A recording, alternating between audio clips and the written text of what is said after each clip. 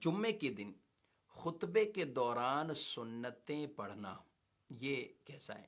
تو دو صورتیں، اگر آپ نے پہلے ہی سنتیں شروع کی ہیں اور خطبہ بیچ میں شروع ہو گیا تو اب آپ اپنی 4 سنتیں مکمل کر لیں، اور کوشش یہی کرتے رہیں، ہمیشہ یہی عادت ہونی چاہیے کہ آپ پہلے ہی مسجد میں تشریف لائیں، جب امام صاحب اور سارے لوگ سنتیں پڑھ رہے ہوتے ہیں اس وقت آپ سنتیں پڑھیں۔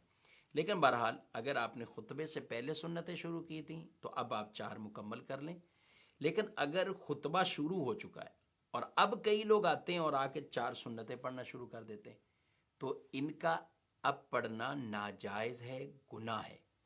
ان کے لیے حکم یہ ہے کہ ان کو توڑ دیں، ان سنتوں کو توڑ دیں، اور بعد میں غیر مکروہ وقت میں ان کا اعادہ کریں، ان کو دوبارہ ان سنتوں کو پڑھیں اور ان کا اعادہ کریں۔ لیکن اگر پہلے آپ پڑھ رہے تھے، خطبہ بعد میں شروع ہوا، تو پھر بہرحال ان کو 4 آپ پڑھ سکتے ہیں۔